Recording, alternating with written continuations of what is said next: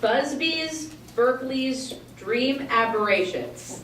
I never realized I had such bad tryptophobia until I watched that. It's like the fear of holes. I also really like the visuals in that they did a good job of, even though it's like also kind of grayscale, you really got like the texture, like the wetness of some of the substances in it. I'm not sure what they were, but it was really good. Yeah, this was a piece that really gets texture in your face. It's almost like hyper real. In like, I saw that hand and I almost thought I was going to watch a horror movie. But I don't. I watched something else completely. I get a completely different experience. I actually wondered about the music choice. I thought it could have been a little more disturbing. Like, I understand that maybe it was used for ironic purposes, and I liked when the distortion came in. I just thought maybe it could have been stressed or emphasized more. It felt weirdly intimate to me because I'm seeing all these external surfaces, skin, hands, eyes, and then all of a sudden I feel like I'm seeing inside someone, but I'm not quite sure what I'm seeing. I just feel like I'm seeing something on the insides.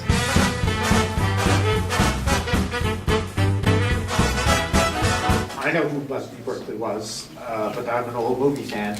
I was just curious to know how many people would actually recognize the name Busby Berkeley, say in this audience. I do.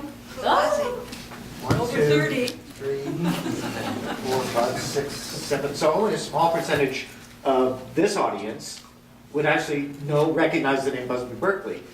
So I wonder if the people making the film realize this. Well, if they know, then they're definitely paying homage to it for sure. Well, I was comparing this kaleidoscopic film with the earlier one that was multicolored and very techno.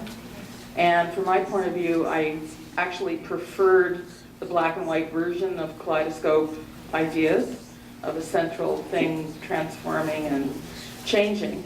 The Busby Berkeley aspect of it I thought was very clever because Sing, Sing, Sing is a song that comes directly out of a Busby Berkeley choreographed film. He was more of a choreographer than a director, and you could see, and also black and white film was his specialty. There was no color film when he was originally working. So it's very well choreographed. He operated in the 1920s and early 30s, a very popular era for surrealism. And if those of you who know anything about Salvador Dali and those artists, the hands that were presented with the eyes coming out of them is a direct reference to surrealism. So it's an homage not only to Busby Berkeley, but the period that he came from.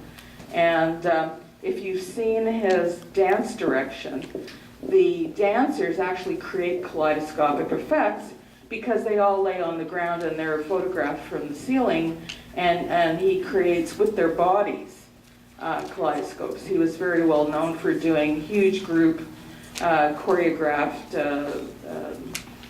scenes in films. So, but you have to have the historic reference in your mind to appreciate the depth. I really like the effect that he used very visceral internal body parts to create part of the kaleidoscope. And at the beginning, I thought it was supposed to be an acid trip. That Busby Berkeley had. But otherwise, I thought it was very clever.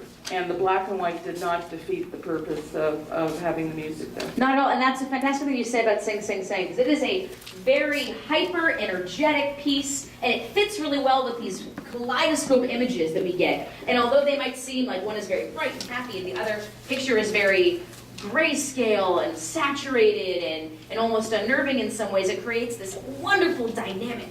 And it does pay homage to eras of past.